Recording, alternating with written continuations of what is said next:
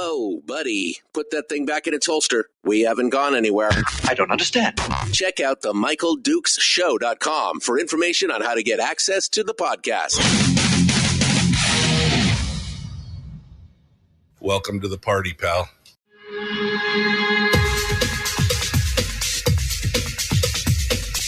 The Michael Dukes Show. The greed and the entitlement is astounding to me. What more could you want from a low-budget radio program? This is a dumpster fire. That was just BS. It is time to get a new perspective. We know just what you need, and we've got just the cure. Open wide and prepare for a steaming hot cup of freedom. I just don't fathom it.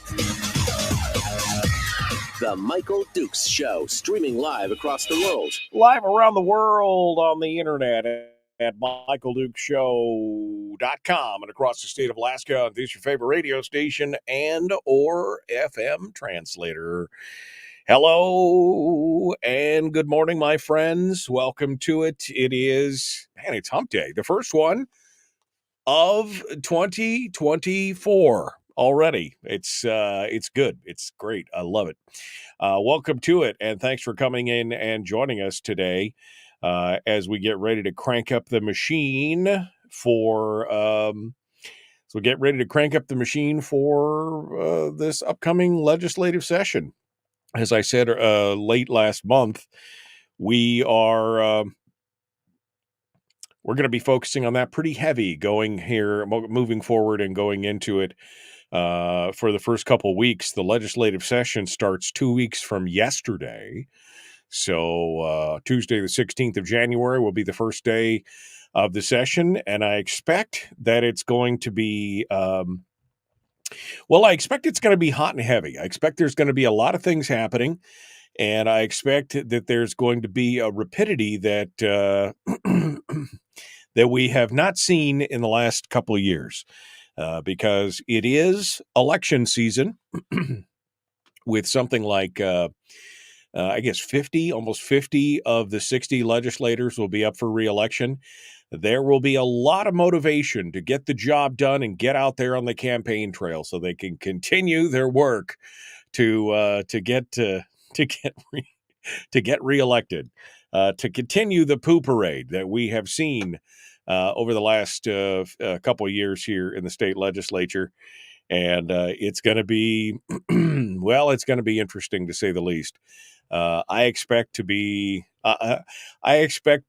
dazzled by the speed at which the legislature is going to try and get things done. We're going to have some analysis this morning on everything that's going on and what we can expect to see in the upcoming session, and what the highlights are. Now, some of this really nothing new as far as that goes. We know what a lot of the hot issues are going to be because they're exactly the same issues that we saw last year, that we saw last session, or last part of the session anyway.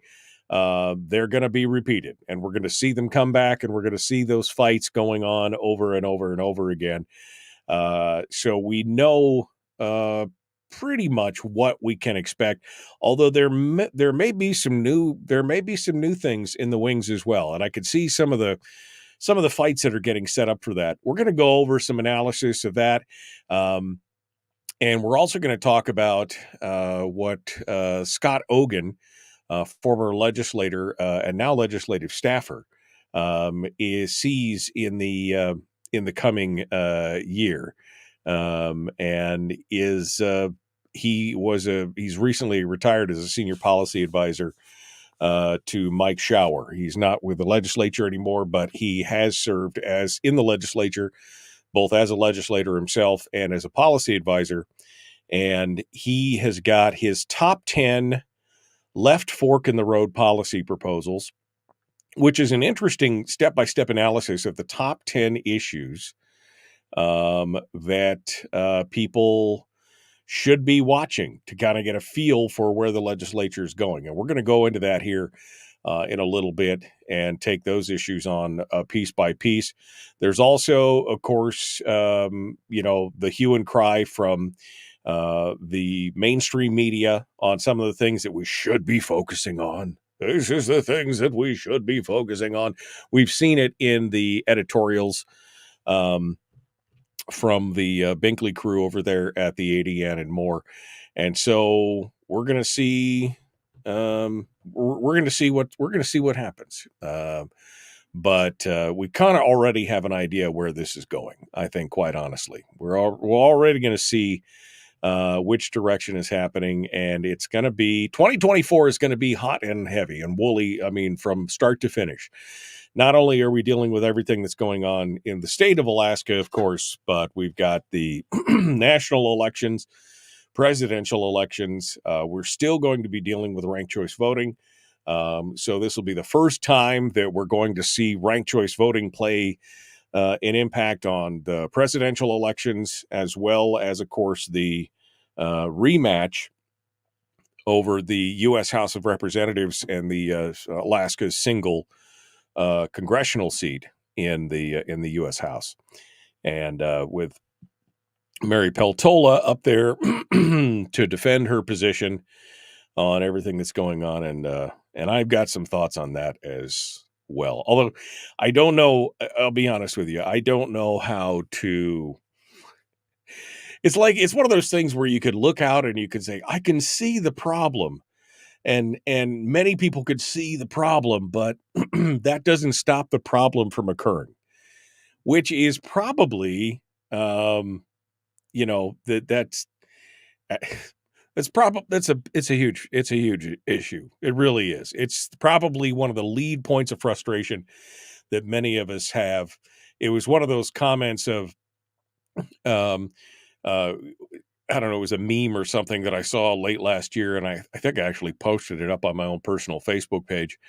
Something along the lines of those that failed to learn the lessons of history are doomed to repeat it. Those that know the lessons of history are doomed to watch them repeat it, kind of thing. Like, we could see it coming. We know this has happened before. We know this has been an issue, and yet we can't stop it from going on. And it is one of the ultimates in frustration, that's for sure. So we're going to talk about that. But first and foremost, I want to open up the phone lines for today because it is open line, open forum. And as I said yesterday, my New Year's resolution for myself personally and for the show is to try and focus on the things we can change, and not necessarily try and devote a lot of times to things that we can't change. I mean, in my personal life, I'm pretty much giving that up for Lent. I'm not Catholic, but I'm just like, no, I'm not going to even talk about or think about or do any research on things that I understand. I mean, I'll get enough information just from, the air around me, atmosphere. Something happens, you'll hear about it. Right. But I'm not going to devote a lot of my brain power or my emotional response to things that I know that I have very little control over. But that doesn't mean that we can't talk about those things if you want to. So let's throw it open. Let's talk about it. So the phone lines are open right now at 907-433-3150, 907-433-3150. And I'll throw the lines open for you guys to help steer the conversation today. Now, that means you could respond to something I've said that have inspired you or infuriated you. There's only two reactions to things that I say. You're either inspired by them or you're infuriated by it. Or you can talk about, what your New Year's resolution is for this year. Have you made any major changes? Have you talked about any of the, it's all right there. But phone lines are going to be open for the whole show this morning. And I look forward to talking with you. I mean, I look forward to seeing what you guys have to say. If you, if you had an epiphany over the holidays and had come back and said, I, like you, have decided that I'm going to make this change, X change in my life, whatever it is. We'd love to hear from you and love to engage with you and talk with you about any of those things. And I mean, there's plenty of stuff to talk about coming up into into this year. Whether it's the first death of did you see this? Avian flu is still going on, and now they have the death of the first Alaskan polar bear.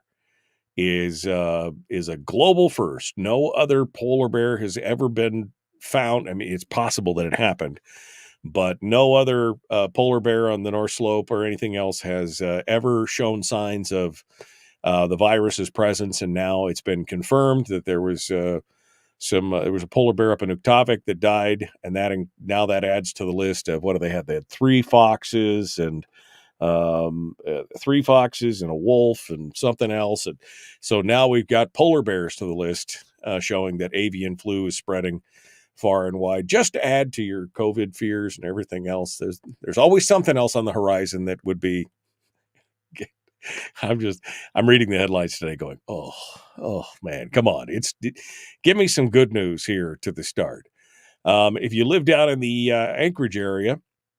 Of course, the next big thing for the folks down there in Anchorage is the mayoral race. That's going to and boy, howdy, I will tell you, I watched a fair bit of YouTube over the holidays, and my daughter and I sat there one night and we were watching, just frivolous gaming videos and other things, just bonding, together with my daughter over some stuff that was on the TV. And if I saw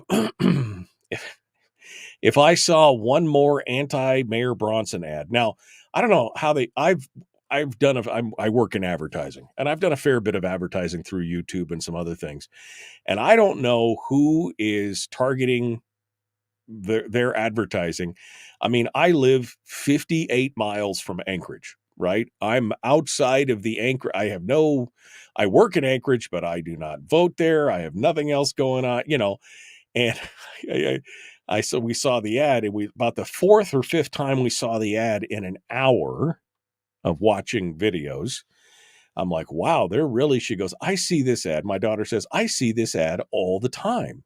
I said, you do? She goes, yeah, I see this ad all the time. And it's an Mayor Dave Bronson is failing Anchorage and this and that. And it's just a bunch of, anyway, it's like a bunch of Karens just complaining about the job that Mayor Bronson is doing. Now, look, take exception to what's going on, but it's the group, which I think is the 907 Initiative, I think is the group that's doing. This is all part of that umbrella of different organizations that include Scott Kendall, which is Alaskans for Better Elect. This guy is involved in everything. This guy is like the architect of political intrigue in the state of Alaska. He is just involved everywhere. But anyway, these ads just continued to pound and pound and pound. So this is going to be an expensive race, because not only do you have Dave Bronson running for re-election, you've got Chris Tuck, who's a former legislator. He resigned or retired last year. He's going to be running. You got Bill Popp, who is the former president of the Economic Development Corporation in Anchorage. This guy's, anyway, he's going to be running. And you got Susan LaFrance, who is the former assembly chair for the municipality, for the assembly in Anchorage, for the borough assembly. It's a muni assembly, but and it's going to be, this is just going to be a slog fest. And that's just like the opening bell of 2024, because you got that race, then you got the state races, then you got the national races. It's going to buckle up, Buttercup. It's going to be a fun ride. And if by fun, if you think it's going to be if you think that's fun, you're the same person that looks forward to going to the dentist. All right. That's the thing. Anyway, we're going to continue on here in just a moment. Phone lines again are open if you're ready to dive into 2024 and share your deepest, most intimate New Year's resolutions with us. We'd love to hear it. If you want to talk about what you see in the upcoming session as well, or just chit chat, we'd love to hear what you have to say. 907-433-3150. The Michael Duke Show. Common sense, liberty-based, free-thinking radio, broadcasting live across the state of Alaska. Back with more right after this.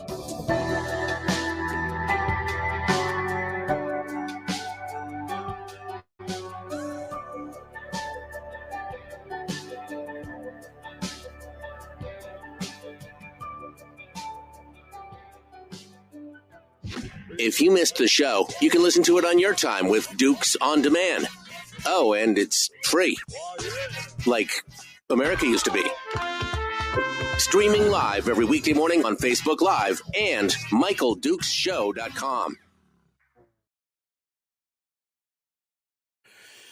Okay. Hi, how are you? Good morning. Good morning. Good morning. Good morning, everybody. Melody said it's been so long since I've heard from everybody since last year. I know it's been a while. Good morning. Good morning. Cindy's mom's 82nd birthday today. Oh, well, tell her happy birthday. That's fantastic. That is absolutely fantastic. So happy birthday to your mom, Cindy. Let's see what else is going on. Greg, I see Greg's in the Greg. I saw your new piece of equipment. That looked like fun. I mean, it doesn't even look like work when you got a new piece of equipment like that. That just looks like big boys and their toys. That looked like a lot of fun. Greg's got a new Caterpillar. He's got a new piece of snow moval. It's on the thing. So,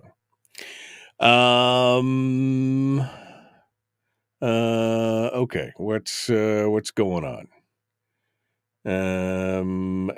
Okay. I'm going through here.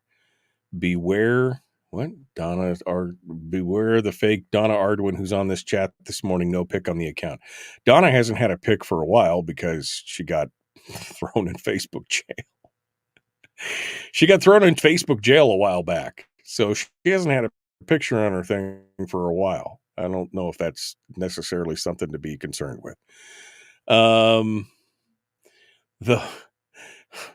I don't think Bronson is all that bad, says Jeannie. And she said, I see those Bronson ads here on Kenai on YouTube. I mean, I don't understand. Is this just an excuse to try and besmirch him outside the... I mean, it just seems like a waste of money. If you're targeting an ad, and YouTube allows you to, man, you can dive down deep into the targeting with YouTube. You can port it to a direct age group within a specific zip code. I mean, you could do everything. The fact that you're seeing anti-Bronson ads in Kenai, in Wasilla, in areas that are well outside the voting area, I don't know. I don't know if the mentality is that we're here to influence people who live there or not. It's one of those things. Anyway, it's one of those things. Brian says those ads have a strong Portlandia stench. Yeah, we caught one the other day. My wife said something along the lines of, well, it was a little bit of an unkind comment, which is unusual for my wife. She's like one of the nicest people ever. She's nice even when I'm like, oh, you're so wrong that they shouldn't be nice. But she was like, boy, they seem really whiny. And it is. It's like these three very whiny, unattractive ladies like, no, Bronson is just... Okay.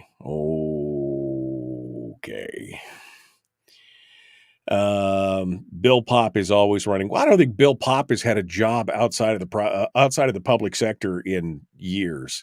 He's been on the government dole. I mean, not dole. He's been working for the government to expand and fund and use government monies for. He was the president of AEDC for 10, 15 years or something like that. And he worked in government before that. It's just one of those things. It's crazy. Everybody's like, ooh, got up early this morning. You're lucky you, man. I was laying in bed this morning at 2 a.m. Like, I would really like to sleep at least a couple hours before I have to get up. My sleep schedule's still It's messed up, absolutely messed up. I don't know. So we're rolling on a hard set of about 3 hours of sleep this morning, but I'm ready to go, ready to do it. Let's get this thing going on. Initially, the 907 initiative was based out of Portland. Eventually, they got an Anchorage PO. Yeah, I mean, they're just, I don't know. It's going to be a nasty one, folks. Let's just buckle up for a nasty, nasty race. That's what's going on right now. All right. Well, good morning. I hope you guys don't leave me hanging here. If you guys want to call in and share your thoughts this morning on anything that's going on, we're going to dive in. Let's do it. Hour one right now.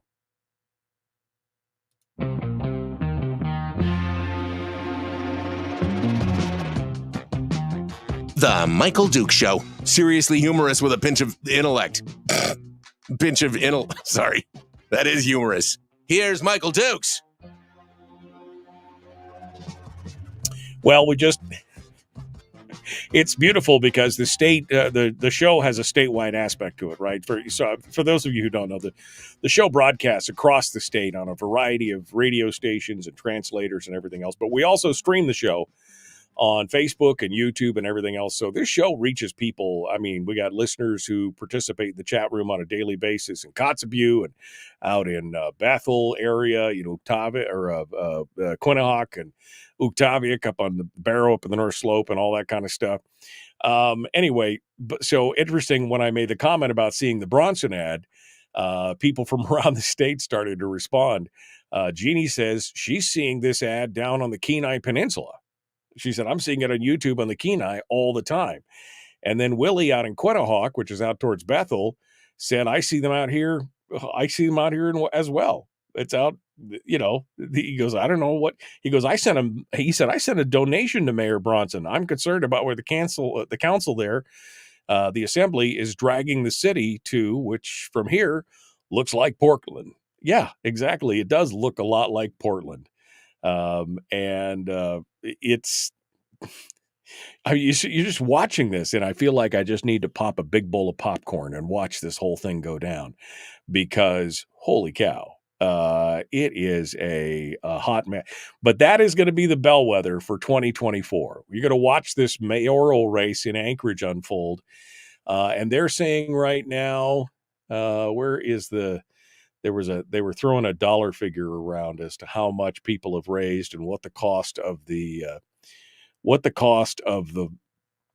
it's going to be. Let's see. The 2022 Anchorage race broke local records for political spending in muni races. 2023 was not much different. And now it's going to be in December. Susan LaFrance announced that it had doubled its initial fundraising goal at the end of the year. They had taken in around $250,000. This is going to be a $1 million race. I can guarantee it. Bronson begins the year with $53,000 in contributions that were left over from last year. But you could see already it's going to be again, four-way race, it's a $250,000 buy-in, I think, is the answer you're looking for. That's going to be the buy-in for the being part of the mayoral race in Anchorage, which means with four main candidates, it's going to be, again, $1 million race minimum. And that's just the candidate money. We've already seen what happened in Fairbanks recently in the Mat-Su with all these outside interests wanting to come in as well. I mean, on Little Podunk, tens of thousands of dollars were being expended by non-candidate entities, right? The in Fairbanks and everything else, tens of thousands of dollars for some of these places and some of these seats. So yeah, it's gonna be, man, it's gonna be a hell of a year. And the mayor's race in Anchorage is going to be the key kickoff point. And you can already see it. And that's why these independent expenditure groups are starting, like the 907 initiative, which I believe they're the folks that have put together this campaign on YouTube that everybody's seeing across the state. And that's just the start. There'll be more. there'll be more ringing in. The election, and this is one of those weird things that I had to get used to when I moved down here into the South Central area and was dealing and was started on the air in the Anchorage area, was the fact that Anchorage is just like polar opposite from every place else in the state, which most of them had their municipal elections in October. No, Anchorage is like, no, we're going to do things differently. We're going to do it in April. We're going to be completely. So last day to vote is going to be Tuesday, April the 2nd. And of course, it's all mail-in ballots and everything else. They're going to be sending out mail-in ballots here in about 10 weeks, 12 weeks. So 3 weeks before the April 2nd deadline will be the beginning of that. And it's going to be pretty crazy. So, but we'll see what's going on. That's going to be the race to watch, to kind of see the bellwether of where things are going here in the upcoming. This is the year of the election. You know how the Chinese have got the year of the rooster and the year of the monkey, and this for Alaska is the year of the election. Just be expecting it, no matter else. All right, so we got some other things that we're going to chat about, including the new legal challenge over the removal of some of the books in the Mat-Su Borough School District. We'll talk about that. We've got Scott Ogan's top 10 things that he sees coming up in this year's legislative session, plus some other analysis as well. But we've got a phone call, so let's start off with that today, just to see where things are going, shall we? 907-433-3150. Let's go over here and see what you have to say. Good morning. Who's this? Where are you calling from? Good morning, Mr. Dukes. Brian Cherry calling you somewhat live from the Hook. All right. Well, good morning, sir. How are you? Brian and I ran into each other. I don't know. It was a couple days before Christmas. We were both made the mistake of going to the grocery store at exactly the same. I said I wasn't going to do it, Brian, but she made me. I said I wasn't leaving the house unless my wife made me, and she did. Yep, and that's exactly how I ended up in that chaotic moment and but it was worth it just because I got to see you and chat with you for a bit. Oh, that's great. So anyway, as a radio professional, since you're a radio professional, I do have a question for you. So when they target these, when you go to YouTube and want to do an advertising, you can dial it down to a zip code. How expensive is that? In other words, does it cost them substantially more money to target all of Alaska through YouTube, or is it considerably less money to dial it down to just the Anchorage area? Surprisingly, it's actually more it's less expensive to kind of shotgun blast it, right? Because then you're just like, whoever lives in the in a 99 zip code, 997 or 995 zip code or whatever, the more detailed you get, the more definitive you get into the demographics. And they have things like, YouTube has things like demographics, age groups, income brackets, interests, hobbies and interests. I mean, you can really dive down into, I want to talk to 55-year-old women who specifically have hobbies that include knitting and something. I mean, you can really, but it does get more expensive because you're bidding specifically on those ad spaces. It's like a bid system on the internet. A lot of that stuff is you're bidding for an ad space in real time. The algorithm is actually proxy bidding for you. So what you may normally get for, 15 cents an ad, you may pay $1 an ad for if you get real specific on something like that. So a broad shotgun blast is cheaper than the laser focused one, but the laser focused one is more effective, I guess is how I would put it, in my opinion. Okay, that rings true sort of with my thought process. So here's my morning hypothesis. This is only like 2 cups of coffee, and so bear with me. Hang on, everybody, sit down. what I think that they're doing, I think that the shotgun blast is deliberate. I think the viciousness sort of in these attacks is also absolutely intentional. I think they're also sort of sending out a warning across the state to anybody in Fairbanks or into the borough or whatever that, hey, we can get you too. I think this is sort of the intimidation process, sort of writ large, although it is maybe a little bit more subtle. But anyway, that's my hypothesis. It is a warning against the specifically conservatives who choose to maybe run in a Fairbanks or Kenai or in a Mat-Su race, that they can get you and they will get you. And this is how vicious we can be. You know what? I would not disagree with that, because that was my thought as well. In fact, that came up in the conversation with my daughter, and I was thinking, well, maybe they're just trying to show the flag. Maybe they're just trying to tell people, if you step out of line or if you hold to these principles, we will come after you no matter where you are. If we're willing to go outside the Anchorage voting area to try and run down Bronson in other places, no one is safe, kind of thing. And the fact that, people, if you look at the names behind a lot of these different organizations, the 907 Initiative and the Alaska's for Better Elections, you see the same group of names over and over. There's a handful of names that are kind of involved in all these different things. And you realize that there's a big overarching group of people, probably 7 or 8 names, that continue to pop up as members of these various groups, and there's crossover and everything else. They've got a well-oiled machine behind the scenes, and that's why you see Scott Kendall involved in everything these days. He's like the George Soros of Alaska or something. He's just involved in everything, and it shows that they've got they've got a machine in the background. Yep, they have figured out how to use internet and networking and putting together these various groups to really extend and amplify their reach. And when the 907 Initiative first started, they did have a Portland address, or somewhere near Portland, Oregon.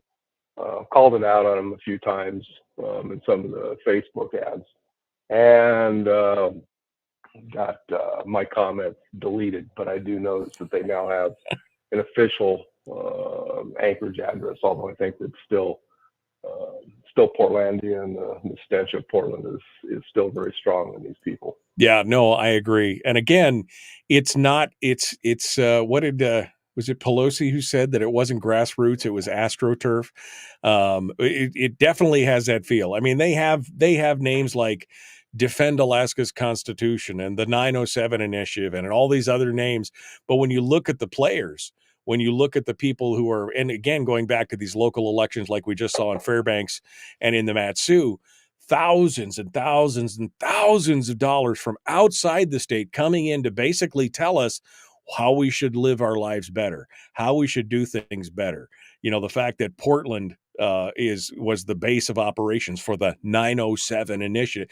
I mean, that's just painful to understand, but people will buy into it because the name is 907 Initiative. Oh, it must be Alaska. They must really care about us.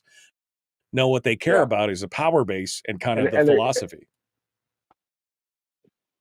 Exactly. And I think people need to be aware of it. I don't know that it does any good to make people aware of it. I think, they've created this sort of appearance of being a large, powerful organization because they have all these other, like Save Our Constitution and 907 Initiative. They can create all these entities as essentially stalking horses.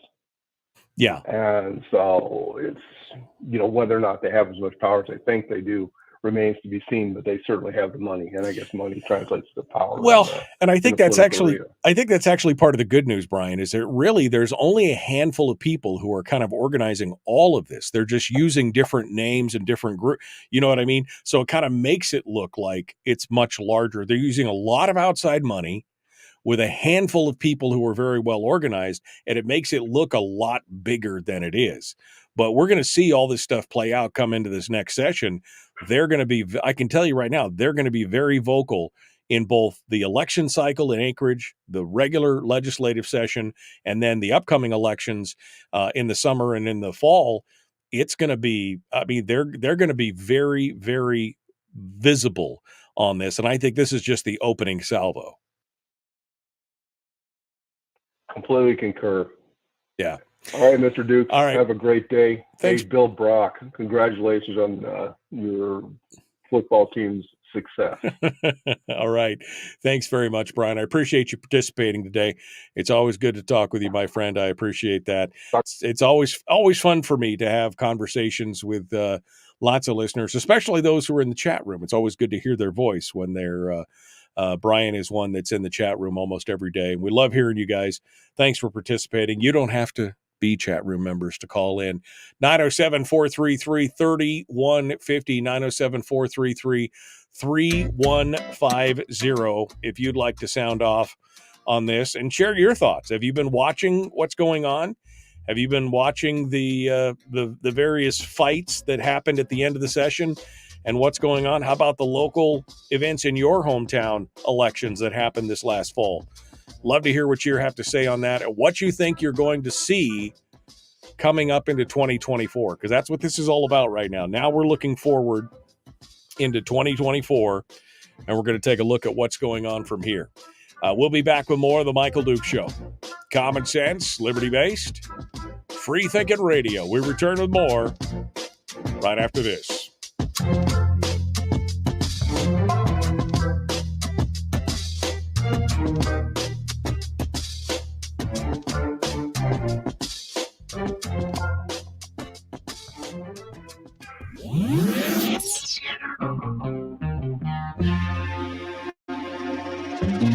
Listened to by more staffers in Juneau than any other show, because their bosses told them to. And after what they just heard, oh man, they're going to be pissed. You're a bad, bad man. The Michael Duke Show.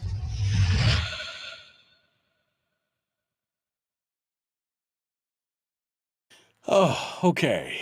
Let me see. Thank you, Brian. That was a great things to do. And yeah, congratulations, Bill, on your blue team. Is it the blue team or the red team? What team is your team? The blue. Which sport is it? I've forgotten already. I'm being a little bit facetious. I know he was going for Michigan Wolverines, right? Am I right on that? I think it's Michigan Wolverines, isn't it? The football team that you were all go blue kind of thing.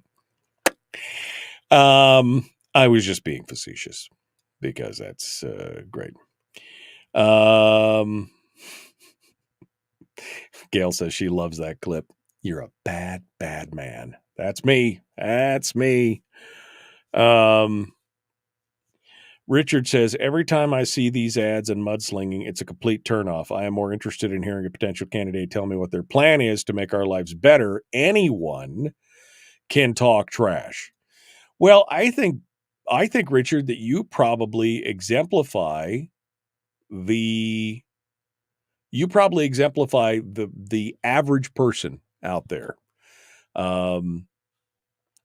There was an article in Reason magazine here just the other day. My buddy, I'm actually going to have him come on board and talk about this. Oh, it must have been JD Tuchili had an article that came up in his newsletter, The Rattler, which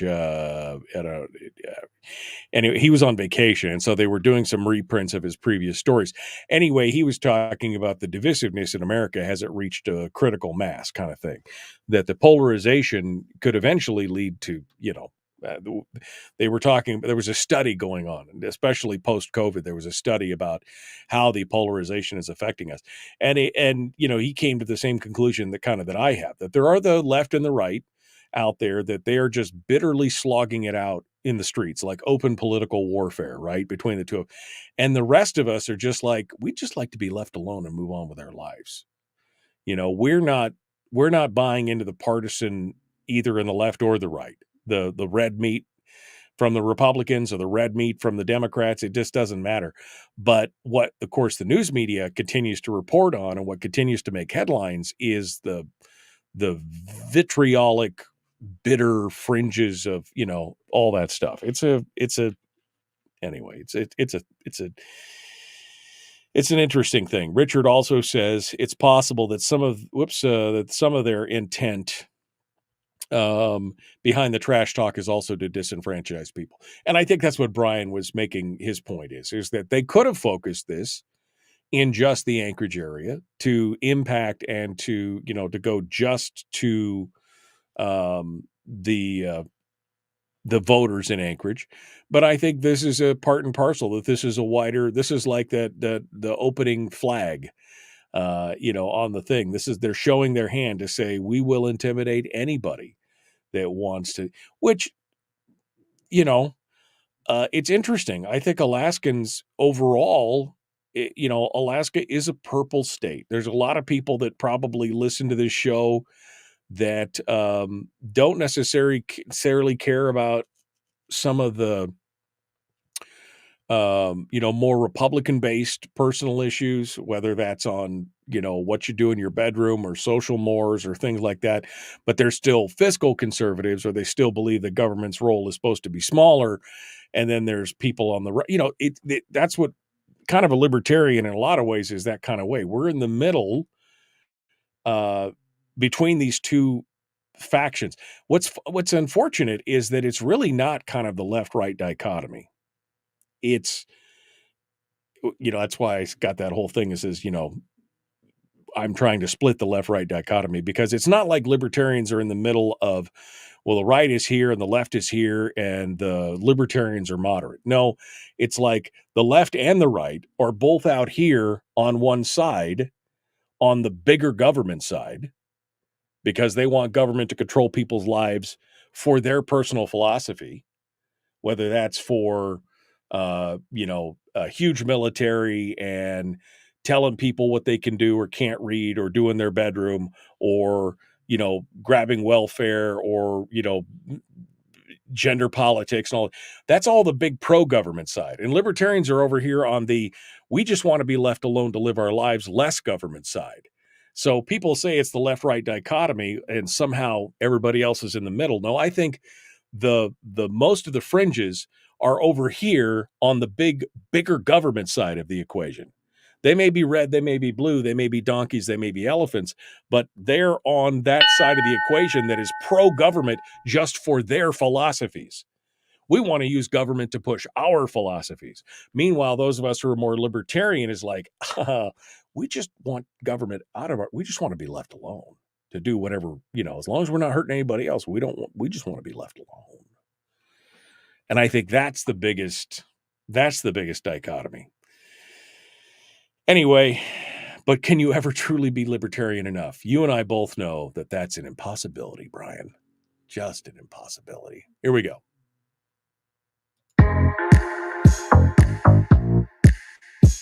The Michael Duke Show, proudly splitting the left versus right dichotomy.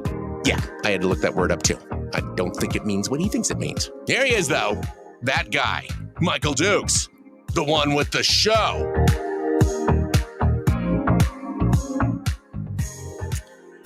Well, I played that specifically because we were just talking about this. We were just talking about, Brian was saying maybe it's being used as, some of this advertising going outside of Anchorage. It really doesn't belong outside of Anchorage, as a warning to people, who, if you're a conservative, watch out. We can come after you as well. Richard in the chat room said it's possible that some of their intent behind the trash talk is also to disenfranchise people. And I would not disagree. And that's part of the problem with where I think people come from on the show, is that most people just want to be left alone, right? They really, we talk about, those on the left and those on the right, and somehow the idea of independence, which make up the majority of voters in this state, most people in the state are not a member of a party. You've got a big core of Republicans, a slightly smaller core of Democrats, but they still make up less than 50% of the voters in the state. The rest of them are independents, undeclared, AIP, some non-party, or they're just, unregistered, undeclared folks. And I think what we find out is we kind of get caught when we say the left versus right dichotomy. It seems like people want to put it visually on a spectrum of, well, the blue Team Blue, Team Donkey is way over here on the left. And Team Elephant, Team Red is way over here on the right. And the rest of us are just in the middle. And somehow that makes us compromisers, or it makes us,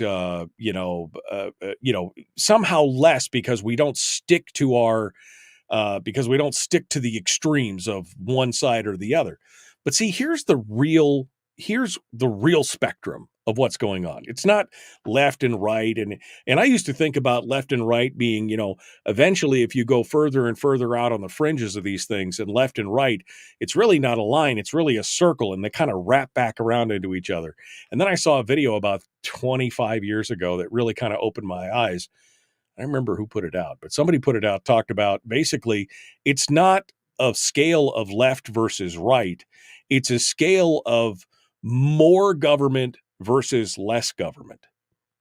And I think what we get stuck on is, and again, being a libertarian, here's where I fall on this spectrum, right? Because it's not really a spectrum of, well, do you fall more towards the right or towards the left? No, I fall towards because left and right are actually not on opposite sides of the scale for the most part. When I'm talking about especially the extremes and the fist shakers and the people who are on social media and all the people who are making the headlines, they're really not on opposite sides. They're both on the same side. They're both on the same side, which is the larger, bigger, stronger government side. And there's probably many of you listeners who are probably offended by me saying that, but you're on that side. You just don't know it. You're not thinking it all the way through. Because you're all for government having the power as long as government is using that power to tell people what to do, as long as it aligns with your philosophies. That's a hard statement. That's a rough statement and I know people's cognitive, the cognitive dissonance right now is just like, oh, people are just, they can't. But think about it. You're advocating in many ways, people on the right are advocating for government to go in and do things that government ought not to have the right to do. But as long as it's fulfilling your ideals, it's okay. The problem is that kind of power is always two-edged. When your guy's in charge, it can be used for good. But when their guy's in charge, it can be used for evil. See, so that's really the left and the right are really not left and right. They're really pro-government, the more government side of the scale versus the less government side of the scale. And my argument has always been is that the majority of Americans who are not part of a political establishment, who are not part of a political party or a political movement per se, either in the progressive or the conservative side, they just want to be left alone, right?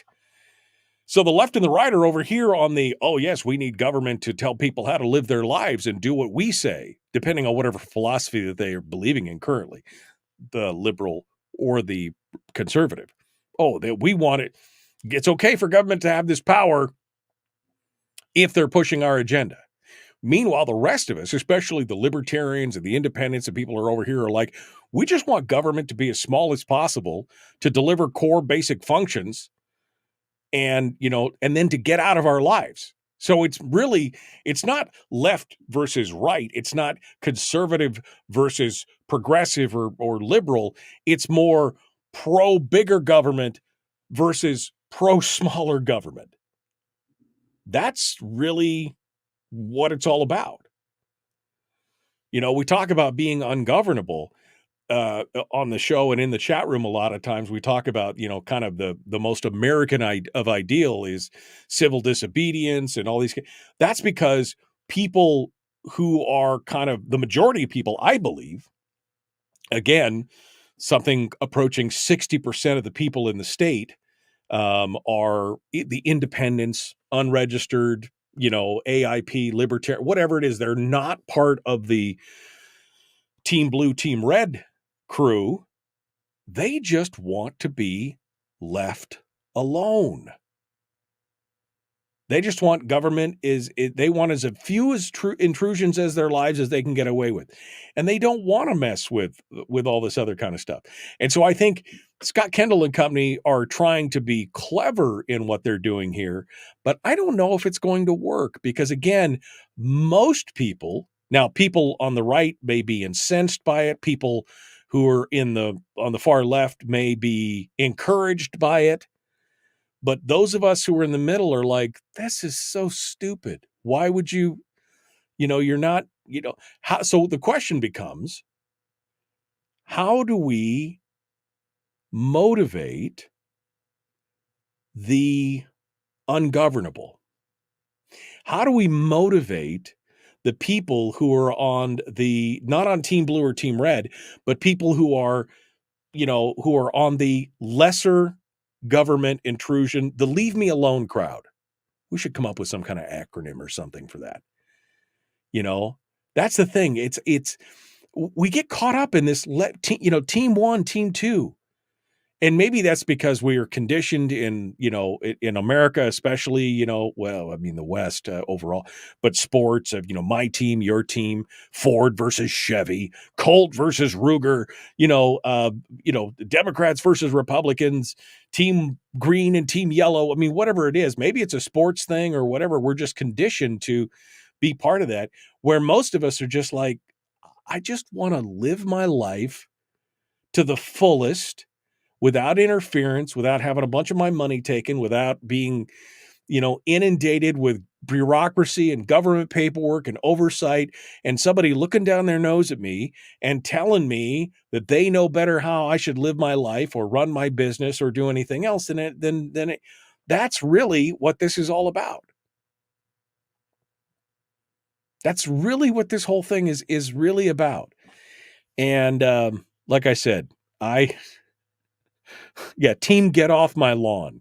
That's what it is. We're all members of team get off my lawn. As we should be.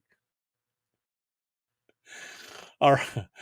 Maybe that's the thing right there. That's the thing. Hashtag team get off my lawn. That's as good as any, right? That's as good a description of this whole thing as anything. Is you got people on the left and the right who are like pro-government as long as it's pushing their agenda. Whatever their agenda is, whether it's tariffs or a border wall or something else, gender fluid, whatever. It doesn't matter. That's all government enforcing that stuff. Just get off my lawn. All right. Hour 2 is dead ahead. The Michael Duke Show. Common Sense Radio.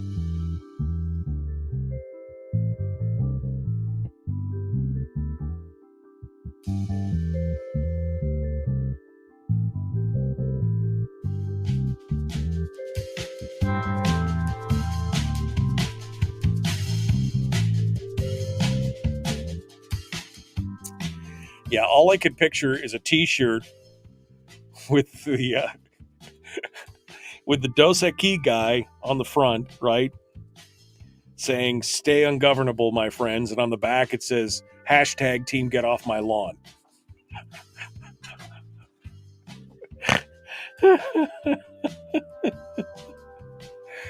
Oh, I think that would be That would be a perfect T-shirt.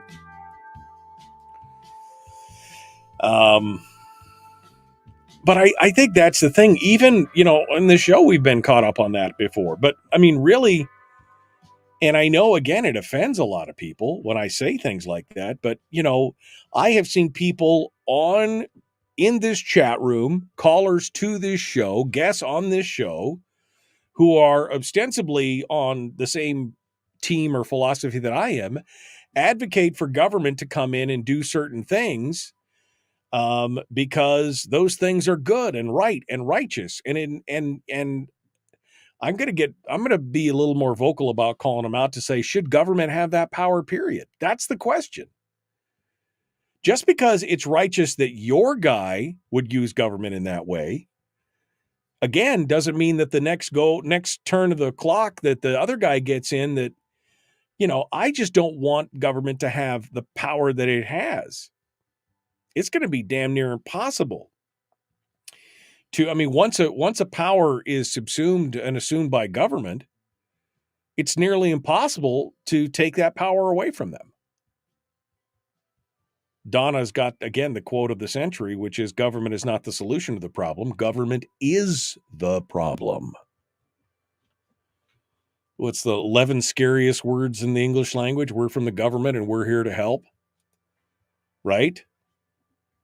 That's exactly it. I mean, Reagan understood that. I mean, the problem is, of course, everybody lionizes Reagan, but Reagan, I mean, there's some problems there, especially from a firearms perspective, because he talked a good game in those regards, but he did not walk the walk in a lot of those regards, especially on firearms rights and other things. But he's not wrong in that quote. He's not wrong at all.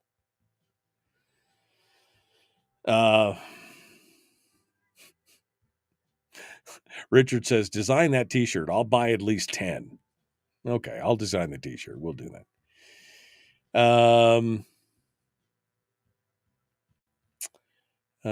Let's see. Get off my tundra. Get out of my boreal forest. No, I mean, I just think that hashtag get off my lawn. I mean, that it really is kind of maybe we're playing into the grumpy old man trope at that point, Damn kids, get off my lawn.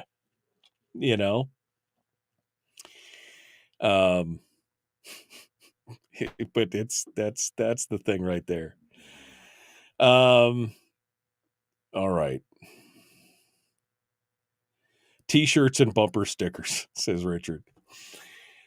Well, maybe that's what it is. It's the Get Off My Lawn party, which is, it's a group of independents. And why label ourselves? I mean, I will use that label just to describe what we're talking about because I think it encapsulates it. Who said that to begin with? Because I've used that phrase before on the show, but when I said we need to come up with a thing or whatever, I think that was who. I'm just scrolling back to see who said that because we got to give him kudos. Jeannie said that. Get off my lawn. There you go.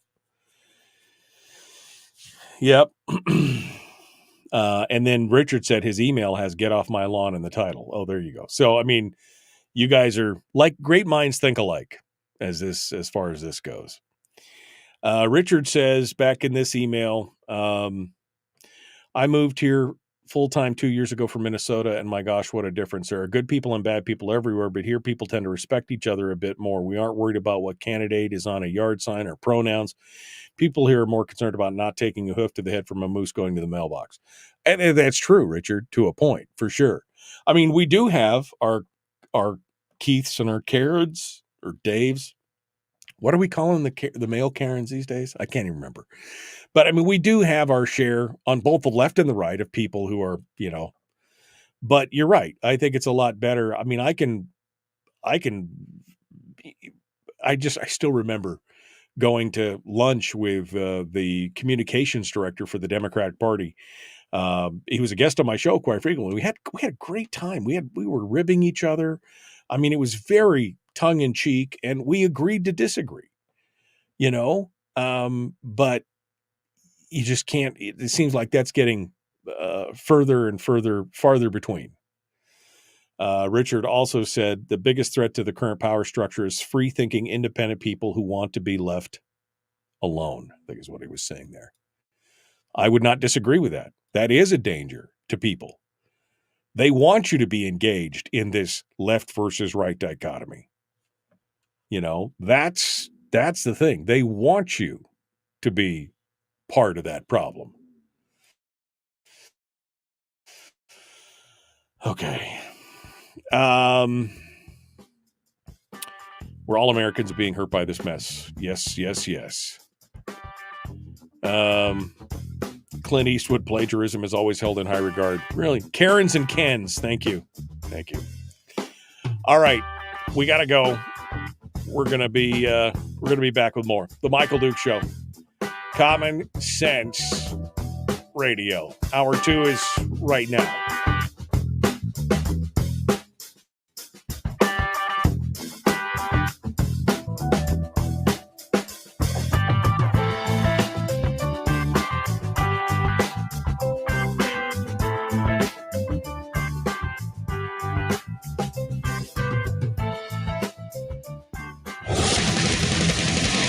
Whoa, buddy, put that thing back in its holster. We haven't gone anywhere.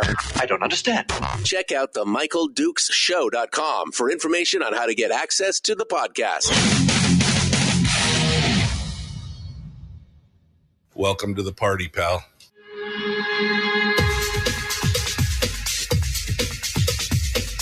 The Michael Dukes Show. The greed and the entitlement is astounding to me. What more could you want from a low-budget radio program? This is a dumpster fire. That's just BS. It is time to get a new perspective. We know just what you need, and we've got just the cure. Open wide and prepare for a steaming hot cup of freedom. I just don't fathom it.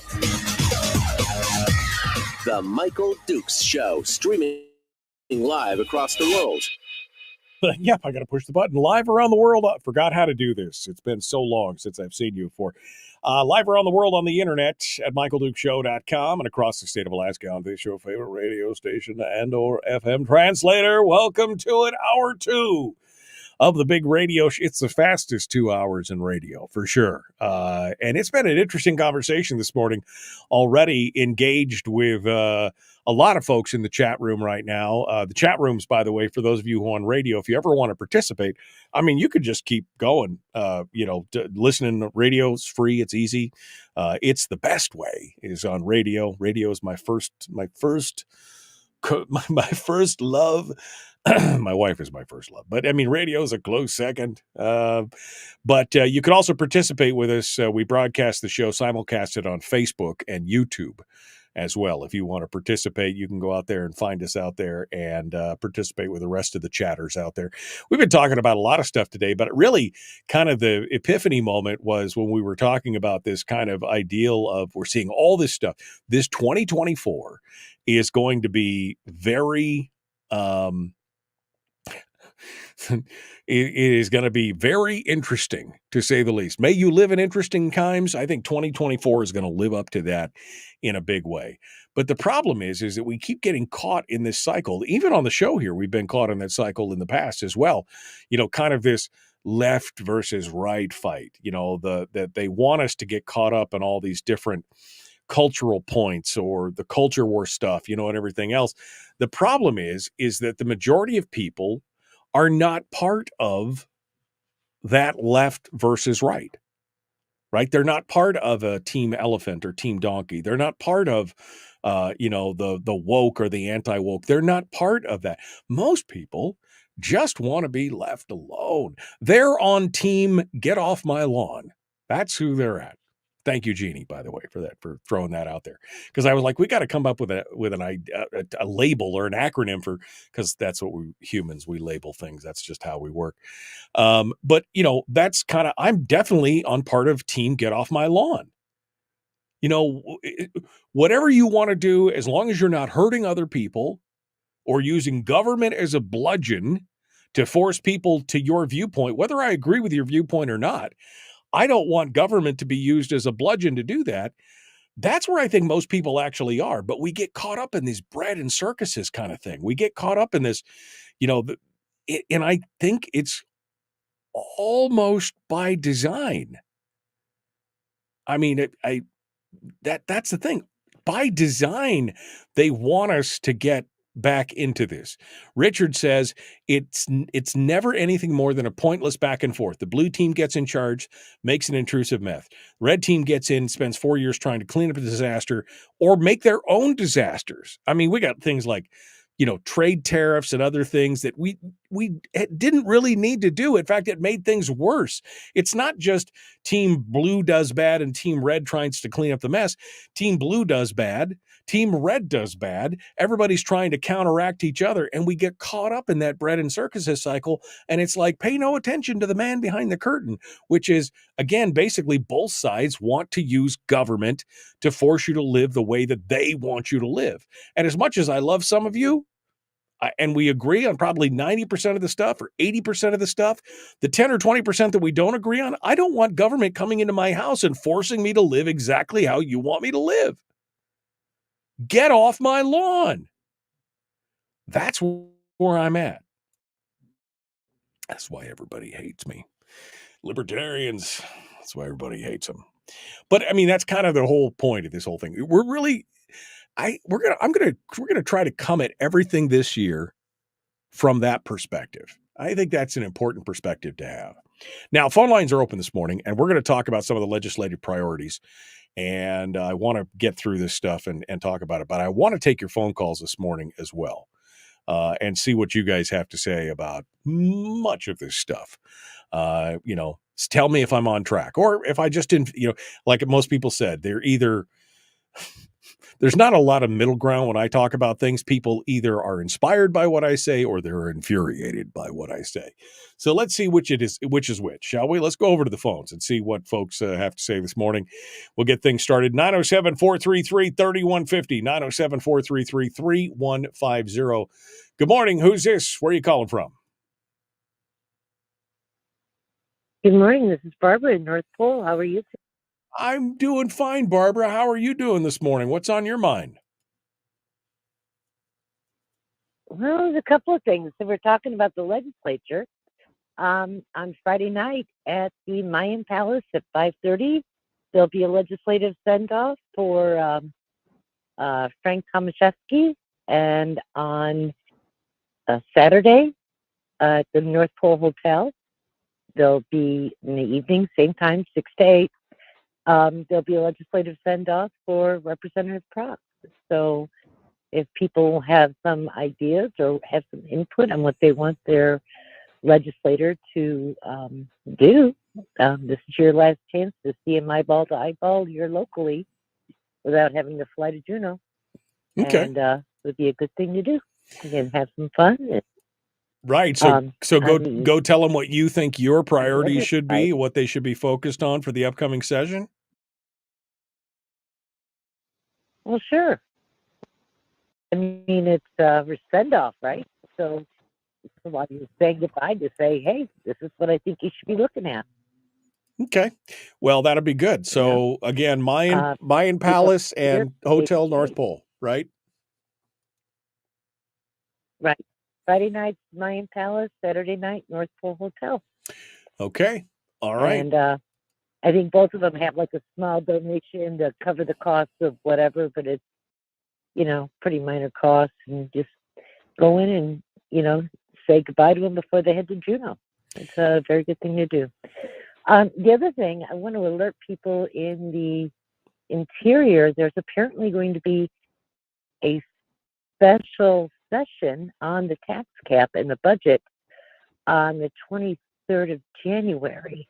And I don't have a lot of details about it right now, but I think folks should kind of keep their eye on that borough website and kind of look at what's going on.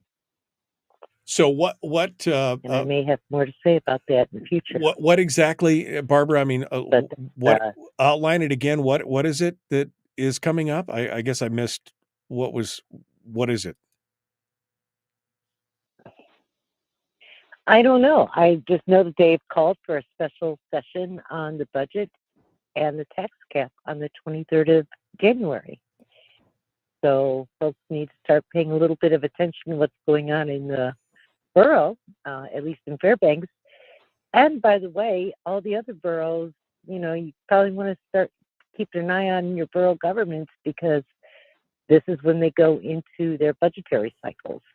Right. So, it's when all the groups start coming out saying, we want this, we want that, Okay. So, yeah, anytime the borough... need to be aware of what's going on at the local level, too. Yeah, anytime the Borough Assembly starts talking about or having a special session about the tax cap, you should definitely be concerned, because the tax cap is the only thing that's held the spending down in the Fairbanks North Star Borough for years. I mean, that was instrumental. Donna Gilbert and her whole crew keeping that on the ballot. I mean, I carried a ballot book for years for the tax cap because it is the one thing that held that government spending back. And it's the one thing that people who are on the bigger government side definitely don't like, because it holds back them being able to spend whatever they want to make government big enough to do what they want it to do. Absolutely. And, I carried a lot of those petitions too over the years. So, to me, the tax cap is been a very important fiscal tool in the Fairbanks North Star Borough. So I think it's very important to keep our eye on that. Yeah. All right, Barbara. If I get more information, I'll up more. You bet. Okay. Well, thanks for keeping us in the loop on that, and we will look forward to hearing more about that.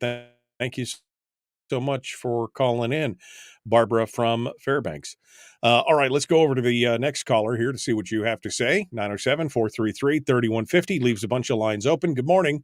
Who's this? Where are you calling from? Yes, good morning. It's Willie out here in Quinhagh.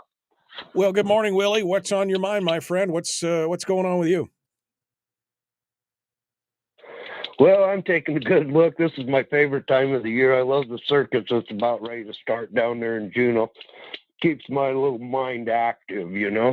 And I see all these posts and a lot of town hall meetings going on right now around the state, and they're actually having one town hall meeting out here. It's going to happen in Bethel today. It'll be the first one since the kid got elected. We got a 25-year-old puppy they sent to the house down there, and he's going to have one just a couple of days naturally before he goes to Juneau. Too late to write any bills, too late to listen to anybody because his mind's already been told how he's going to vote where he works anyway, you know.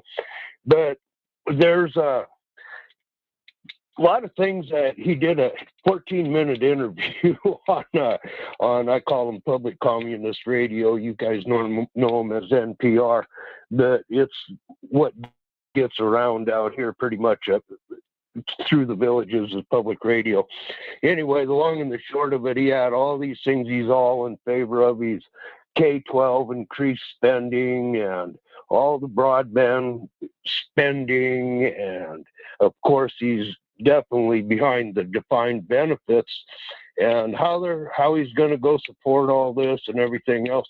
In 14 minutes, not one single question was ever asked. Where's the money coming from? Simple questions, you know. Sure, that's a question we ask all the time. Budget's already showing the governor. I'm sorry? It's a question we ask all the time. Who pays, right? You want to do all these things. You want to come up with all these programs, new child care, defined benefits, new spundies for schools and everything else. But who pays? That's the question. Well, that's always the question. And after watching the last, all the way back to Bill Walker, I know who pays. You know who pays. We all know who pays. And nobody ever wants to admit it. And I take a look at the governor's budget, and it's a setup for major disaster is what it is. There's no way they're paying that a full PFD. Yeah, that's $1.2 billion that they borrowed from last year. They still need it again this year just to keep paying for the continued programs without ever adding anything new. The governor's got almost $1 billion worth of borrowing, because that's what it is when you go to the CBR. That's a borrow, and they still owe $8 billion that they're constitutionally indebted to pay back, and they pay back piddling few pennies a year and say, oh, we're meeting our constitutional duties. Right. Well, that's a pretty big stretch of imagination. But I keep looking at all this, and every time you have a legislator out there telling you they're going to support more spending, the base student allotment allocation for all the K through 12. Just keep asking them, where's the money coming from? Where's the money coming from? Where is the money coming from? Their defined benefits, pretty simple right there. They're the Democrats' idea, the majority, let's just call it the legislative majority, because that's what's voting for, that's what passed the budget last year. Nothing was challenged. It was boom, boom, done and over with within 6 hours of the Senate turning loose of their budget to the House on the 120th day.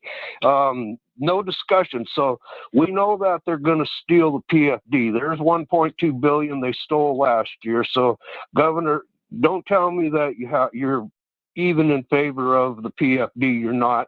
And don't tell me that this $967 million that you're planning on taking out of the CBR and the SBR is going to stand a single chance of being taken. No, even the dimwit Democrats are smart enough to know you have to have something left in savings. So that's not going to go there. It's all coming from your PFD. Yeah. Pretty simple. Yeah, And exactly. so every time as I go, I'm sorry, we have a horrible lapse between. No, it's okay. I was just going to say exactly. I mean, that's part of the problem. I mean, we were actually arguing yesterday. Brad Keithley came on and said he thinks the governor actually may have broken state statute because he didn't present a budget that was balanced. I mean, we should make an argument. Is a balanced budget a budget that just draws everything from savings? That's not really a balanced budget. That's a finite resource. And like you said, we still owe $8 billion, $9 billion to the CBR. It's supposed to have $10 billion in it, and it's only got $1.5 billion or so. You know, there's a few $100 million in the SBR. I mean, when those accounts are dry, where does it come from? The rest of your PFD. And yet the money and the spend still continues to go up. I mean, what they charted out there on this 10-year plan with this budget is the death of the PFD and the institution of further taxes on the state of Alaska. Well, that's exactly it, and we're headed. And so I see there's Republicans out here right now, where I see them posting out here on of course, all the websites and everything. But if you're going to put a project out there and you're conservative, then at least do the honorable thing and tell us, where is the money coming from? I'd love to have another port on the north side of Cook Inlet. I mean, what happens if the bridges get blown between Anchorage and Wasilla? Yeah. No. What happens? How does anything get to Fairbanks? How does anything that normally, would go up the roads and then be distributed to the villages, how does that happen? Right. If everything is isolated on the Anchorage side? No, I'm with you, Willie. I'm with you. 100%. 100% of that, Willie. I'm up against it here. We got to take a break. I'll put you on hold here, Willie. Don't go anywhere. We're going to be back with more here in just a second. The Michael Duke Show, common sense, liberty-based, free-thinking radio. We will continue in just a moment. We'll take some more of your phone calls. We'll talk about what's coming up legislative-wise. We already know a lot of it. Willie's hit on a few of it right here. We'll be back with more right after this. Streaming live every weekday morning on Facebook Live and MichaelDukesShow.com. Okay, Willie, I'm going to give you a chance to finish your thought there. I'm sorry, we were up against the hard break. Had to go. Give you a chance here to finish your thoughts on this as we go forward. Well, you bet. So I would suggest Kevin McCabe, who I really like. Tell me where the money's coming from, Kevin, if you want to finish this extra port. I mean, it's only fair. You should be held to the same standards as anybody else that's going to be out fighting for defined benefits. Yeah, and we all deserve to know. And other than that, I guess there's just a whole lot. I was so happy to hear Brad back on the radio yesterday. I'm happy to get back into the political rock and roll. It all works good for me, So I'm out of here. Happy New Year, Alaska.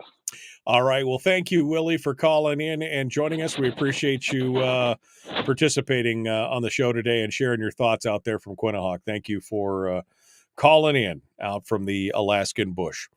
All right. That leaves all four lines open. If you guys want to sound off, feel free to call us up here as we go through there. Greg says the broadband question is easy as a simple fix. Starlink will solve that. Exactly. Why would we invest billions in physical hardline across the tundra infrastructure when for a fraction of that cost you could put receivers in everybody's hands? And I mean, they're going to have satellites right over the. Why would you not do that?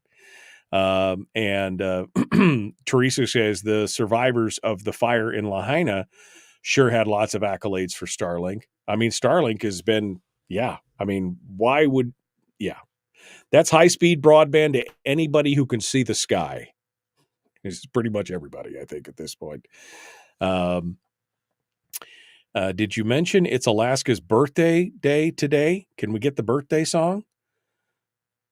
I thought Alaska isn't in October. Isn't Alaska Day in October? Did I miss something today? What is today? January the 2nd. Okay. Yeah, the state has a plan to spend $1 billion on broadband, says Donna. You want me to save you $800 million? Give everybody, just give it to them, a Starlink. I mean, don't make them pay for it. I mean, whatever. I mean, I bought my own Starlink. I paid for my own plan. I did all that kind of stuff. But, sure, give them all broadband. But you know what? Save $800 million. Just give everybody a unit, $100 a month, and away you go. Harold says, we had Starlink in Western Alaska. It was amazing, and we had 6 devices on full video. Didn't drop once. Yeah, I mean, it's amazing stability. Amazing stability. Is Statehood Day today? Is it Statehood Day today? It must be, I guess. January 3rd, it was. 49th state on January the 3rd, 1959. Okay. I was thinking Alaska Day. That's the purchase date. So January 3rd is Statehood Day. Okay, I got it. Got it. Thank you. Locally in Fairbanks, says Melissa, we in Fairbanks be watching the school board open Meetings Act violations happening with the Liberal shadow board. School closures also happening, she said. Oof. That's got to be an exercise in frustration. Absolutely frustration. CBR, SBR. Why am I thinking of a bull riding association? I don't know why you're thinking of a bull riding association. Oh, man. Okay. What else? Randy says I'm right. We should not draw down the CBR. Yeah, well, we shouldn't have drawn last year. We shouldn't, it's not a balanced budget if you have to draw from savings. That's not a balanced budget. That's not how it works. That's just not how it works. Okay, we're going to continue here. We are just a few seconds out from rejoining. I guess we should get into the legislative priorities, but the phone lines will still be open because we're doing that. Let's get to it. The Michael Duke Show, common sense, liberty-based, free-thinking radio. Like, share, subscribe, ring the bell. Let's do it. Public enema number 1. Oh, wait, sorry. Enemy. Public enemy number 1, which makes more sense. On the other hand, he's a little bit of a pain in the Michael Duke Show. Lies. You smell of meat and cheese. Sit on a throne of lies. I'm not a pain in the anything. Welcome back to the program. It is the Michael Duke Show, January 3rd. Thank you to Brian and Harold, who was like, because Brian was like, it's Alaska's birthday today. And I'm like, it's birthday? I thought it was October. October was the purchase. Alaska Day is in October. That's the purchase day. But today is the day, 1959. 1959. Today, Alaska became a state. So happy birthday to Alaska. Was it a good or a bad thing that we became a state? I'm not sure. There's a lot of questions on that. There's a lot of questions on whether or not that was a good thing or a bad thing. But here we are. We're a state, and it's Alaska's birthday today as a state. So happy birthday. We'll see. We'll see we'll see by 2029 whether we thought that was a great idea or not. That'll be the 70th birthday of the state of Alaska. So we'll see. We'll see what happens. All right. Well, let's talk about the upcoming session. Phone lines are still open, by the way, if you want to sound off. We finished up with Willie during the break, but the phone lines are still open at 433-3150 if you want to sound off. Let's talk about some of the big things that are coming up in the 2024 session. There's some interesting quotes in the article from the ADN. Iris Samuels and Sean McGuire wrote a piece out there, which you should go read if you haven't. It's got some details on it, and I think gives you a little bit of a sneak peek into a look. Not a whole lot of surprises on here. I'll be honest with you. Not a whole lot of surprises as to what they're going to be covering. Although I was surprised they did talk a little bit about the ranked choice voting thing. But some interesting comments and quotes in this article. So it starts talking about, that there's controversial bills out there. There's a lot of going on. 50 of the 60 legislators will be up for re-election in 2024. So that's going to have an effect. Like I said before, this is probably going to be a very fast session. They'll probably want to get out so they can get on there on a campaign trail. The governor was asked about his sales tax bill, which he teased last year, and then nothing ever came of it. He was asked about that last month in December, about this bill, which he'd promised in early 2023, but never delivered on. And he said, well, we're now in an election year. I don't know how much momentum is going to occur this year. Well, if you don't, here, let me give you a little bit of negotiating advice, Governor. If you don't ask, you don't get. That is the first rule of sales that I was ever taught. If you don't ask, you don't get. So yeah, there may not be much momentum. There may not, but you have to ask. You have to at least put the option on the table and if you never put the option on the table, it's never going to come up. And yes, would it be likely to go anywhere this year because it's an election year and everything else? Probably not. But why not what have you got to lose by placing it on the table?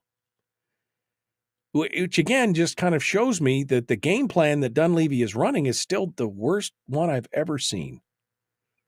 So disappointing right now. He said the lack of momentum could stall progress on a lot of tough issues facing. This is not what he said. This is the idiot. A lack of momentum could stall progress on a lot of tough issues facing the state, but that doesn't make any of them less urgent. Oh, there's some advocacy going on in this reporting, which is also not surprising. So let's get into some of those questions. But first, I guess we'll go over to the phone lines because I got another call and your calls reign supreme today. So we'll see what you have to say. Let's go over here. Good morning. Who's this? Where are you calling from? Hello? One final check. Are you there, sir? Ma'am? Sir or madam? No? Okay.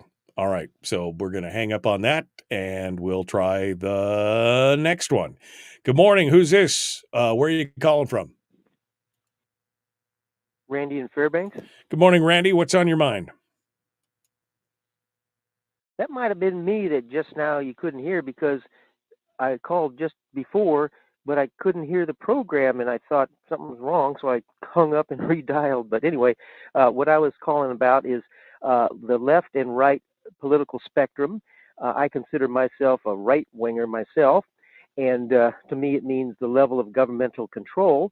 But since you seem to kind of differ with that, I was curious as to what your definition of right and left means. I mean, obviously they're two different directions, and I guess a person could use a different scale. They could say, I'm a far upper, and this guy here is a far downer. Those are two different directions, up and down. So what is left to you? What does the scale of left and right mean, if not the level of governmental control?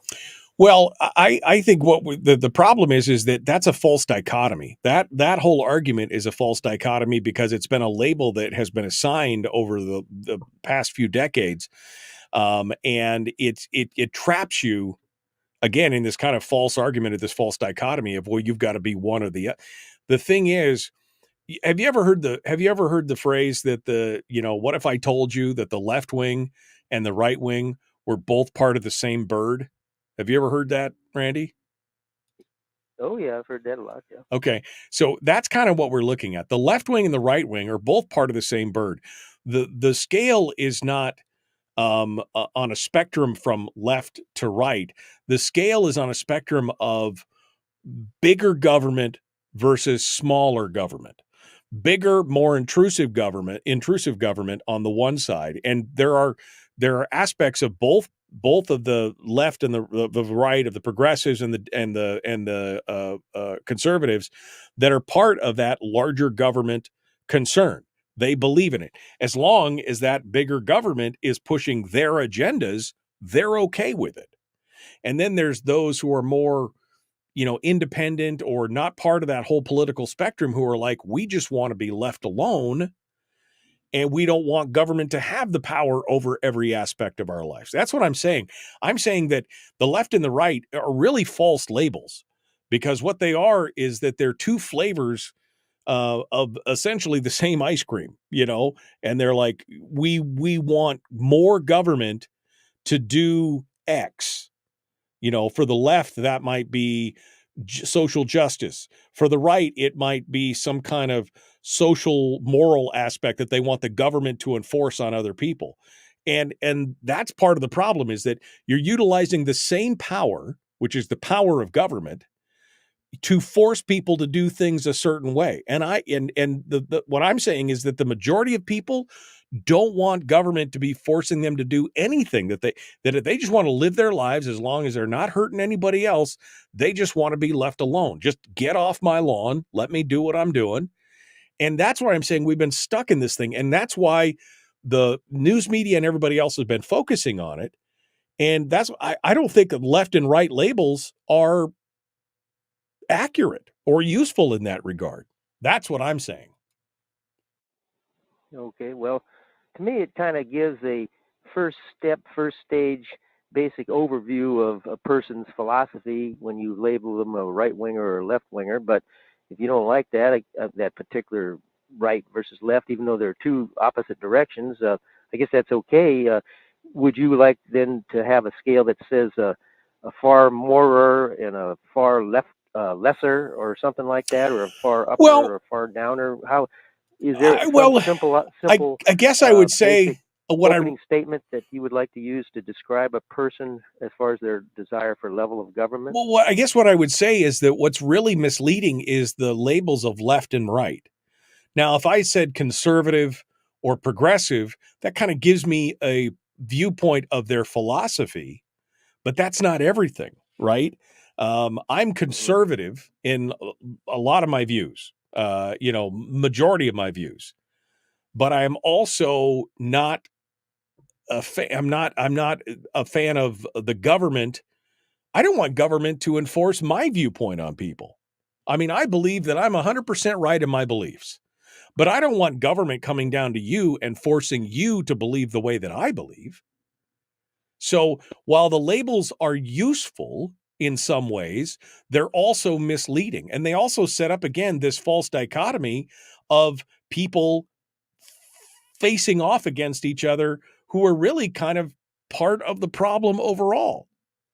I don't want government to have the power to force anybody to believe or do or have a certain way or live by a certain philosophy.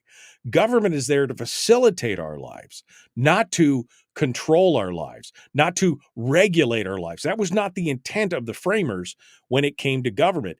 Government was there to provide national defense and infrastructure. That was really the kind of the whole point of this thing to begin with. And it has morphed into something much grander and in some ways much more invasive and insidious, in that it's touching every aspect of our lives that it really has no point in. So I see what you're saying. I understand that when you know somebody's a left-winger or a right-winger, that gives you some fundamental idea of who they are or what they believe. But I think that the left and right labels are not, while it gives you a snapshot of what their beliefs are, I don't believe it's an accurate assessment, because again, what I think is that there are people who are pro-government, big government, or government power, as long as that government power is being used for their philosophies. And then there are people who are like, I just want to be left alone. I just want to live my life. I just don't want the intrusiveness. Does that make sense? Yeah. And on your point of maybe some right-leaning person, quote unquote, right-leaning person wanting more government control. One example I could think of that maybe where that fits in is on the abortion issue. They want the government to come in and say that we're going to prevent a doctor from performing an abortion if that abortion occurs after so many, weeks or months of pregnancy. I guess that's a point. However, I would say to that what the quote unquote right winger might be trying to defend is the life of that individual that has not yet been born, and so it's understood that it's a proper role of government to prevent murder of people that have been born, and some people extend that to people that have not been born, and it's kind of a sticky issue, the abortion issue, but I can see where that would be an example of a quote unquote right winger maybe wanting more government control, which is kind of unusual for what they would normally go for, which is less government control. Right. Well, I mean, there's that. There's the social mores of allowing. I mean, people. I may not agree with somebody's lifestyle. If somebody is homosexual, not heterosexual, I may not agree with their lifestyle, but I don't believe that it's government's position to come down and tell people what they can do. People got to make their own choices. And as long as they're not hurting anybody else or forcing their agendas down my throat, it's live and let live. It's not my position to judge people in that regard. I can have my own beliefs as to whether I think it's right or wrong, but it's not government's position to come down and forcibly tell people what they can do in the privacy of their own home. But that's what a lot of people on the right want government. They want them to have that power. That's a very slippery slope. Again, that while I may not agree with it, I may not believe it, I may not believe that it's right, I don't believe that we should use government as a bludgeon to try and beat righteousness into people through governmental force. Yeah, I agree with you. I wouldn't want to do that either. Yeah. All right. Well, that's kind of my point on that. Thank you, Randy. I appreciate your call. Okay. That took a turn that I was not expecting. But we got one final segment coming up. We're going to continue here. Maybe I'm wrong. Maybe I'm right. What do you think? 433-3150, The Michael Dukes Show. Common sense, liberty-based, free-thinking radio. We return to more right after this.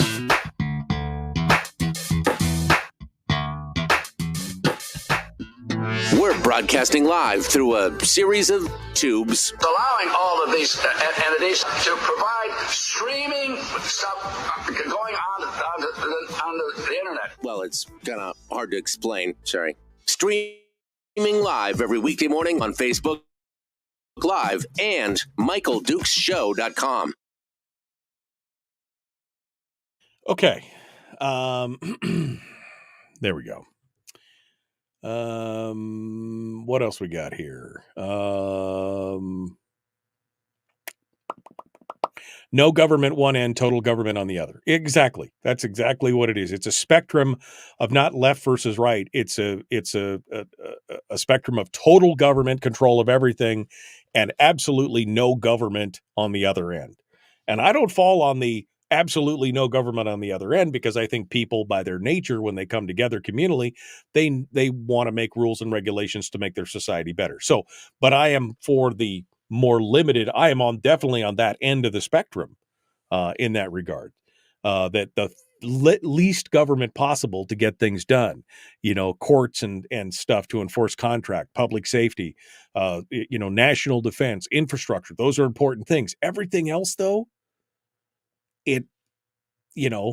caveat emptor, buyer beware. People need to, the regulatory overreach and everything else. I mean, I've often said that if the founding fathers were alive today, they'd be in some tavern or bar or pub somewhere talking treason because they would be shocked as to how far the federal government has reached into our lives today. There's no two ways about it. If you've read anything that they've written with an open mind and taking a look at any of that, you would realize that most of them would be, okay. Richard says, we're all Americans in the same boat getting jerked around by an out-of-control government. Yep. Yep. Okay. Amy says, I'm not looking forward to this year. Amy, just take a look at it and think, can I control it? If not, let it go. That's my exhortation. If you can control it, if you can't control it, just let it go. If you can, then do what you can do and then let it go. Right? So make your effort, Send your emails, your palms, your phone calls to your legislators to tell them this is what I believe and this is what I hope you do. And then let that go. I know that's so easy to say and it's so hard sometimes, but just let it go. Then you will be looking forward to this year.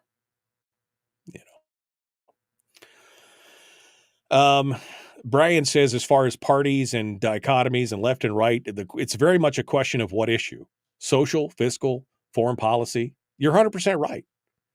Each issue has a different answer, and we're not uniform. Even people who are labeled left and right don't have uniform answers for many of those questions. Brian says, can we not use the term progressive? Let's use regressive. I mean, we could use conservative and liberal, although I don't like using the word liberal because the original school of liberal thought, that's where the word libertarian comes in, is liberal. I don't like to use that word because true liberals were small and more, anyway, it's a whole thing. All right. Do you feel let lived? Do I feel let lived? I think he's Frat Ray was saying, do you feel let lived? Like live and let lived? Sometimes I feel lived for sure. I don't know if they let me alone, but there you go. Let's see. Was in the hospital. I sent an email for you to read them. If not, I can call in, said Outlaw. Okay, let me look at the, hold on a second. Let me pull up. Outlaw said he sent me an email to read. So let me pull my email real quick, which I should have up more often. Okay. Interesting. All right. I will, let me read. I'll read this. I'll read this here on the air next. Thank you, Leighton, for that. Let me get to that. Which legislators are up for elections this year? There's 50 of the 60, which means all 40 of the House members and 10 of the senators. That's how it works. That's how it works. The Constitution is a starting point, and you either go up or down. Just got a message about that. Okay. Armed in Alaska says on YouTube, Lisa Murkowski doesn't really listen to any conservative. She just kind of does her own thing. Yeah. I mean, that's 100% true. 100% true.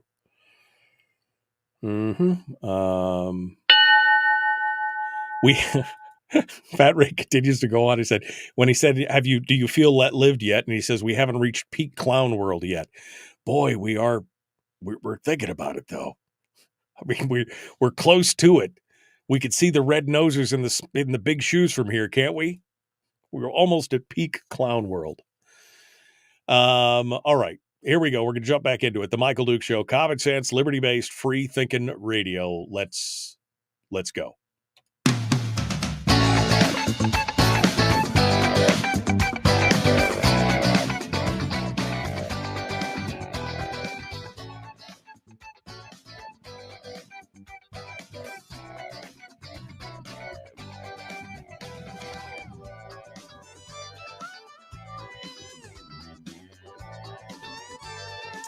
Okay. Man, this has been a busy morning in the chat room. Lots of discussions, got some emails. Let me go over here to an email right now talking about statehood.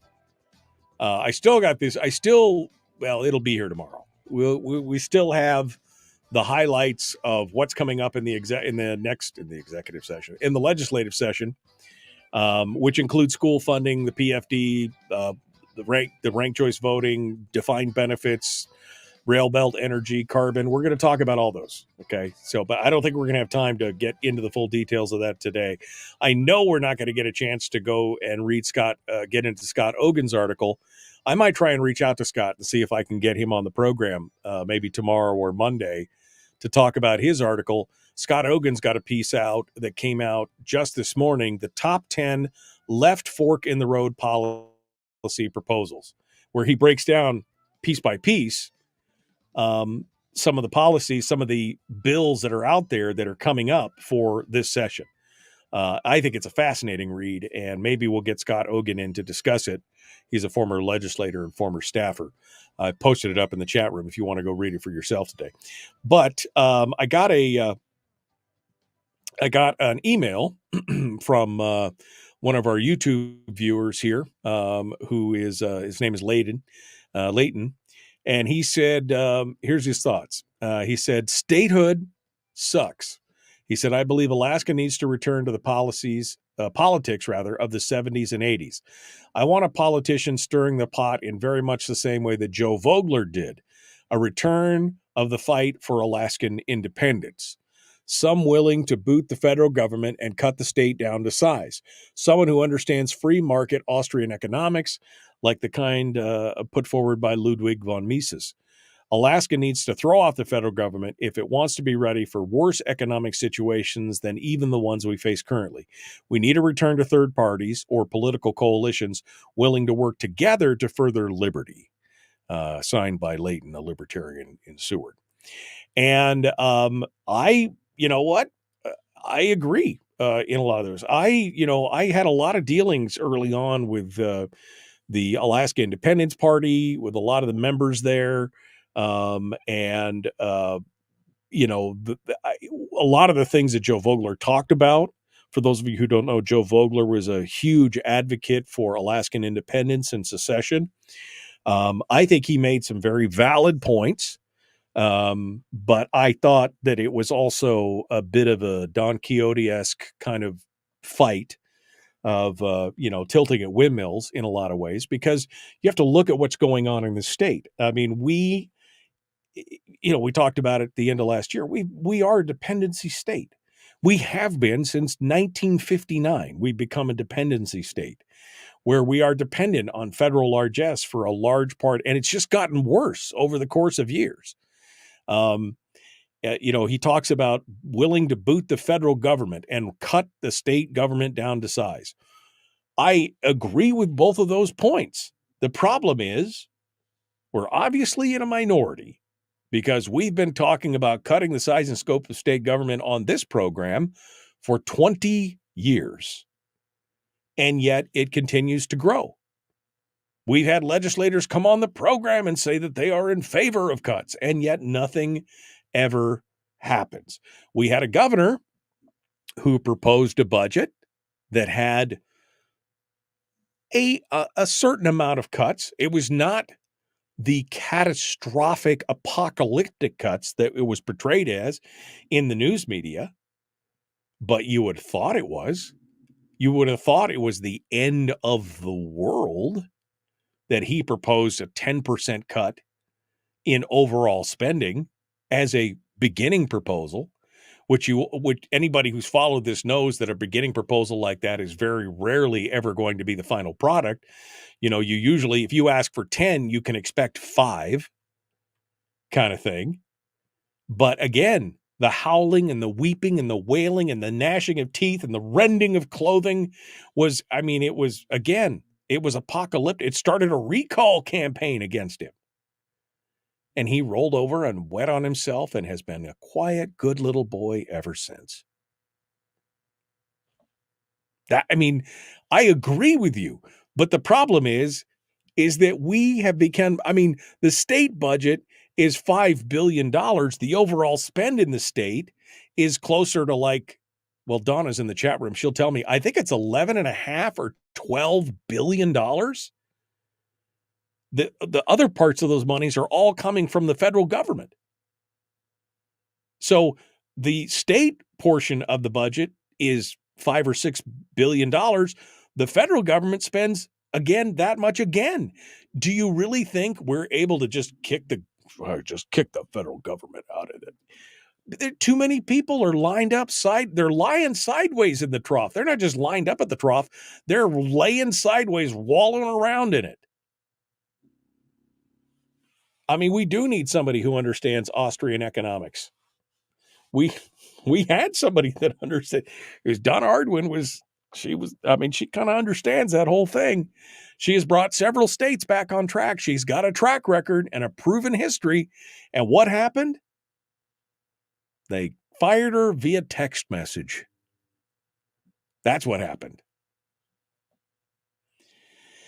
He said, Alaska needs to throw off the federal government if it wants to be ready for worse economic situations than even the ones we face currently. I could not agree with that comment more, because hard times, they're coming. Now, I don't know if it's 5 years. I don't know if it's 10 years.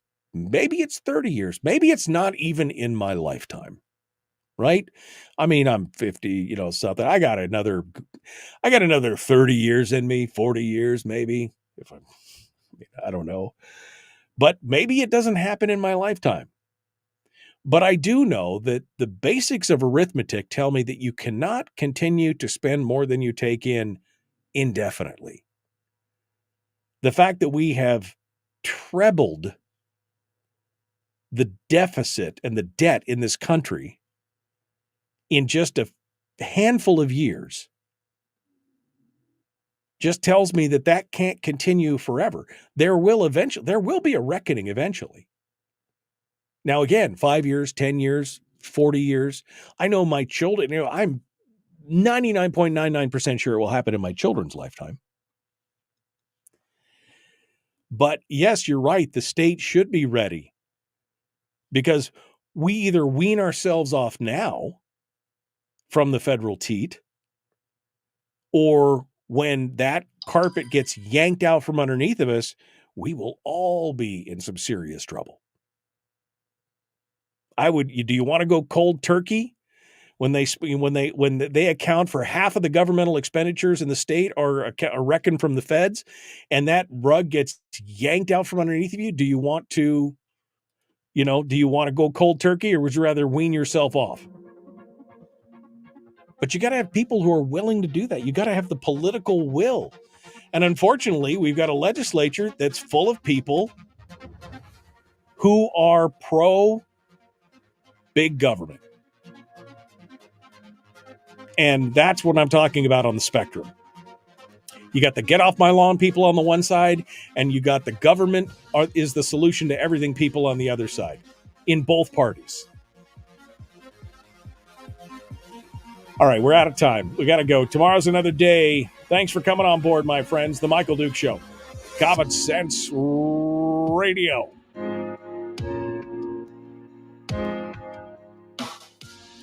It was a good email. Thank you, Leighton. I appreciate that. It's a good email.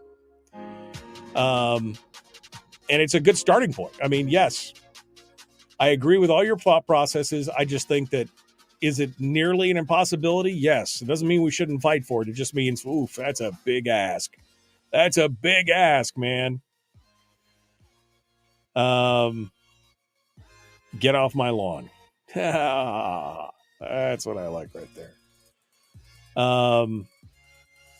Anyone interested in Vogler? I made a documentary about him. Send me the link. I'll post it up. I'll post it up. Okay. We got to go. There's all kinds of stuff here. It's interesting discussion. All right, we got to go. Thank you, my friends. We will see you tomorrow. Have a great day.